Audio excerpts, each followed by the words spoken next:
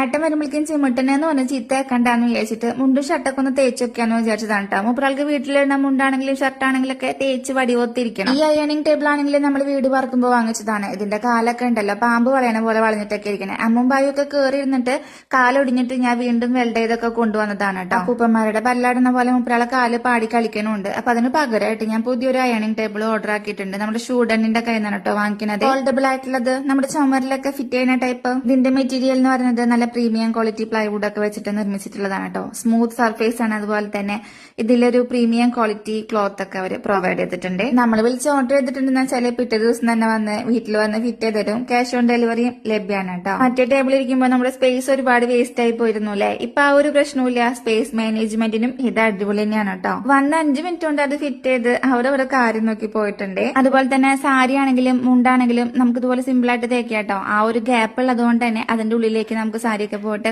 സുഖസുന്ദരമായിട്ട് നമുക്ക് അയൺ ചെയ്തെടുക്കാൻ സാധിക്കും. എന്റെ മോൾക്ക് ഇത്തിരി ഹൈറ്റ് കൂടുതലായോണ്ടേ തേക്കാനൊക്കെ ഇത്തിരി ബുദ്ധിമുട്ടുണ്ടായിരുന്നു കേട്ടോ. ഇപ്പൊ ആ ഒരു പ്രശ്നം മാറിക്കിട്ടിട്ടുണ്ട്. എന്തായാലും ആള് ഹാപ്പി ആയിട്ടുണ്ട്, ഞാനും ഹാപ്പിയാണ്. ഇനിയിപ്പൊ അയൺ ചെയ്യാനുള്ളതൊക്കെ അവളെ കയ്യിൽ കൊടുത്താൽ മതിയല്ലോ. എങ്ങനെയുണ്ട് എന്റെ ഐഡിയ?